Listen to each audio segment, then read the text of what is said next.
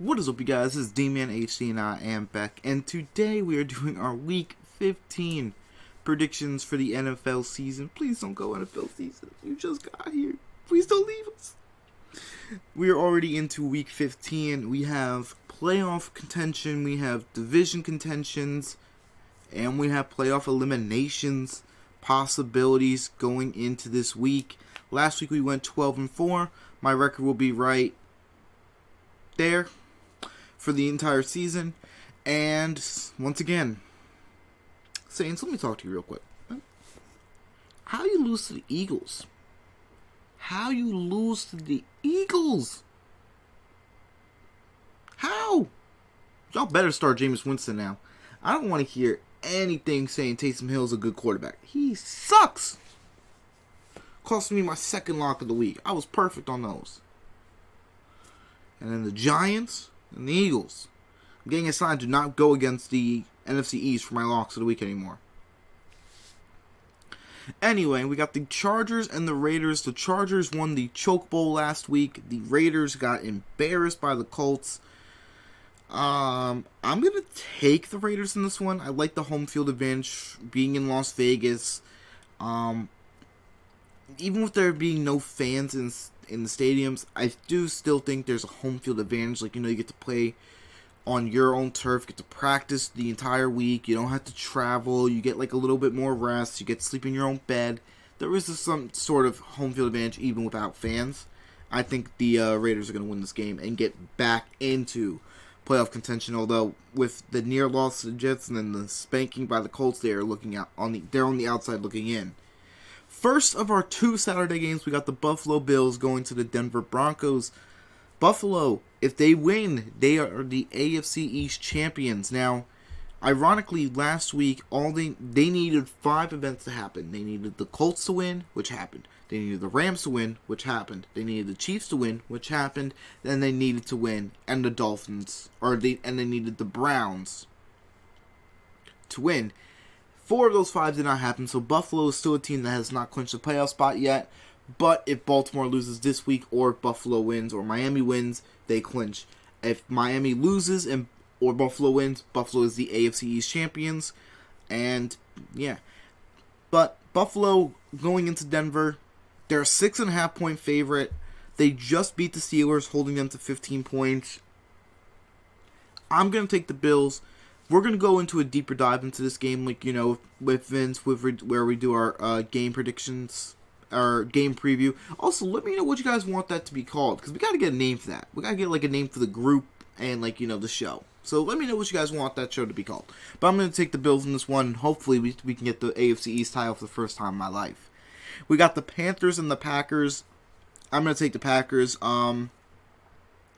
If Christian McCaffrey was playing, I'd say this would be a much more interesting game. Like, it'd be a more interesting game because the Packers' run D is very bad. I'm going to still take the Packers, but I don't think Mike Davis is going to carry the load all that well. I'm still going to try to pick him up in fantasy to see what he can do for me, but if it was McCaffrey, I think it'd be a more interesting game. I keep saying much more. It's not grammatically correct. I'm sorry.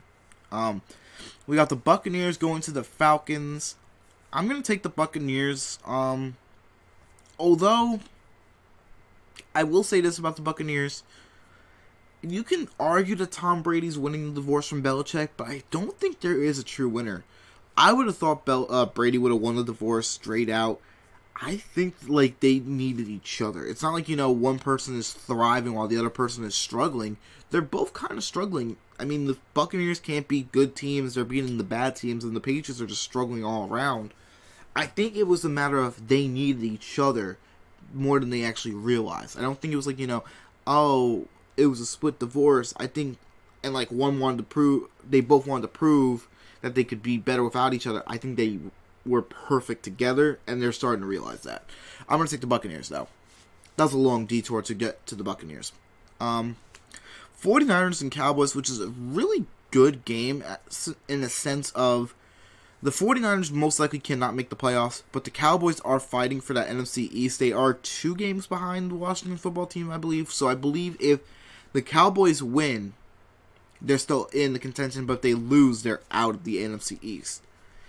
I'm going to take the 49ers in this one. I think they're getting George Kittle back. He was just activated, so I don't know if he's actually playing today or they plan to bring him back. But I would assume if they're activating him, he's going to be playing this week because they want to try to make the push for the playoffs. I don't think they're going to get in, but I'm going to take the 49ers. We got the Lions and the Titans, and if you hear that, yep, that's right. That's my lock of the week. I'm taking the Titans. The reports are saying that Matthew Stafford will not play this game, and that's why it's my lock of the week. If Matthew Stafford does not play for the Lions, it is a bloodbath for the Titans. Expect Derrick Henry to get, I think, the 2,000 yards he needs. I think he needs 156 yards to get to 2,000 yards. That's crazy. He should be in contention for the MVP, but he's not going to win it. The top 4 people are Aaron Rodgers, Josh Allen, Patrick Mahomes, Derrick Henry. Not in that order, just those are the top 4 people. It would be really cool to see a running back win it, but, they favor the quarterbacks. Example, last year, Kyler Murray did not deserve Rookie of the Year over Josh Jacobs, but Josh Jacobs, because he's a running back, got it, or didn't get it. So, I'm going to take the Titans as my lock of the week. Texans and Colts. Now, this is an interesting game. Texans always play the Colts tough. Example, they just played 2 weeks ago. And it came down to a fumble at the 1-yard line. But T.Y. Hilton always does go off against the Colts, or the Texans, I should say.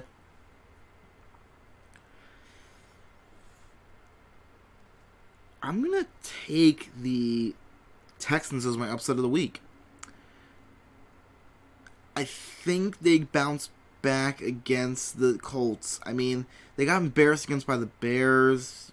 You know what? No. I'm gonna take the Colts. I backed out of it. I like the Texans, and I realized I just got destroyed by the Colts offense. So I'm backing out of that. I'm taking the Colts. Sorry about that. Patriots and Dolphins, and now this is actually gonna be my upset of the week. I think the Patriots can beat the Dolphins. Patriots always do struggle against Miami, and they always struggle in Miami. Example, last year, Week 17, the Miami Miracle. I think the Patriots are going to come out because the Dolphins' main weakness is the run game. Like, you can pound the rock on the Dolphins and win. Their pass defense is amazing. They have an amazing duo with Byron Jones and Xavier Howard. Xavier Howard should be in consideration for the Defensive Player of the Year, but I don't know if he's actually going to get it because he's not really getting all the recognition that he truly does deserve. He has 9 interceptions, and he had a one-handed interception against Mahomes last week, which was just beautiful. But I'm going to take the Patriots in this one. I think the Patriots, they got embarrassed on Thursday Night Football against the Rams, and usually when Belichick has a bad loss, he bounces back stronger. And I think Tua's flaws were starting to get realized last week. He got sacked a lot. He threw a pick. He threw another pick that got called back for a penalty. So Tua's weaknesses were kind of shown in that game that everybody was watching. I'm gonna take the Patriots as my upset of the week. We got the Bears and the Vikings. I'm gonna take the Vikings. I mean, we just saw this matchup a few weeks ago and the Vikings killed it. I'm gonna take the Vikings in this one, and I think yeah, I think Adam Thielen and Justin Jefferson might have a pretty good game. Bears really don't have the secondary that they used to. I mean, their linebacking core, their front 7 is amazing. Their secondary is not that great, and their offense is just awful. So I think the Bears will lose this game. Seahawks and Washington, surprisingly a really good game. I get Seahawks are 9-4, and Washington football team's the NFC East. The football team is actually a pretty good team. When you look at it, they have some quality wins. I'm going to take the Seahawks, but I don't like the line of -5.5. I think that's a very generous line for the Seahawks, and if I'm a bettor, I would take the football team line. Give them 5.5 at home against Seattle, and that defensive line might be the best in football with Chase Young and Jonathan Allen, and oh my god, it's a beautiful, beautiful defensive line. I'm going to take the Seahawks, though. Ravens and Jaguars, I'm taking the Ravens. They're a 14-point favorite. Lamar Jackson had to take a dump last game and then came back heroics. Played a fantastic game against the Browns. I mean, he doesn't pass it, but he doesn't really have to pass in that offense. I'm going to take the Ravens. Enough said. Enough said on this game alone. We got the Jets and the Rams in Los Angeles. I'm taking the Rams. Moving on. Jets go to 0-14. They're going to go 0-15, and I think the Patriots are going to screw them. I think Belichick says, you know what? I don't care about this win. I don't care about getting an extra win or whatever. I think the Patriots lose to the Jets week 17. I just have that feeling that the Jets blow their tank and the Jaguars get Trevor Lawrence.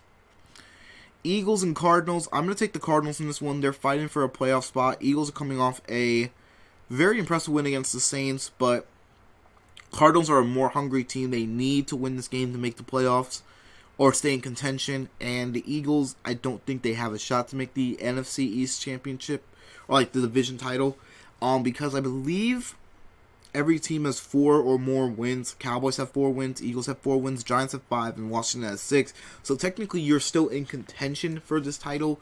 It's just a matter of if you lose this game, I think you're done in the division. Now we have the game of the week, and we have the Chiefs and the Saints. Chiefs going into New Orleans, and the Chiefs are only given 3 points. And I say only because, let's be honest, if this was a Drew Brees-led team, this would be an amazing game. But this is a team that does not have a quarterback, because you cannot tell me that Taysom Hill is their quarterback, and they're not starting Jameis Winston from what I know. I'm going to take the Chiefs, and I think they win this one pretty easily. I'd love the Chiefs to lose, that way Buffalo can get some ground in and possibly get the number 1 seed, but I'm taking the Chiefs. I don't see a scenario where the Chiefs lose this game to Taysom Hill or Jameis Winston. We got the Browns and the Giants on Sunday Night Football.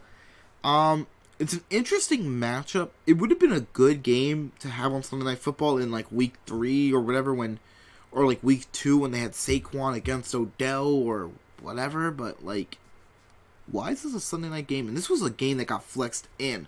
I know the Dallas game was originally it, which I guess you can say this is a better game because Browns are better ratings this year than both of those teams. So I'm going to take the Browns in this one, but it's a weird Sunday night game. I mean, it would have been really fun to watch Odell's revenge game against the Giants, but I don't think, obviously, that's not happening. And, Giants, if Daniel Jones plays, I would recommend picking up the Browns defense because he puts the ball on the ground way too much. Hassan Reddick had 5 sacks against them last week. Just saying, Daniel Jones is a liability to that Giants team. If I'm the Giants, I can strongly consider looking at a new quarterback. Steelers and Bengals. Now, Pittsburgh is given 13 points. I'm going to take the Steelers in this one. I wasn't thinking about it, but, I'm just thinking about one thing. Juju, let me give you a piece of advice. Stop. Stop doing your stupid little TikToks on the team's logos. Because you fired up Buffalo, and look at how they came out in the second half. You wanted to post a picture on Twitter of you trucking Tremaine Edmonds when Tremaine Edmonds made the tackle, so you really didn't do anything. Then you got a 1-yard touchdown. You had 55 yards. You had 6 receptions. Stop it. You're a little too arrogant and a little too,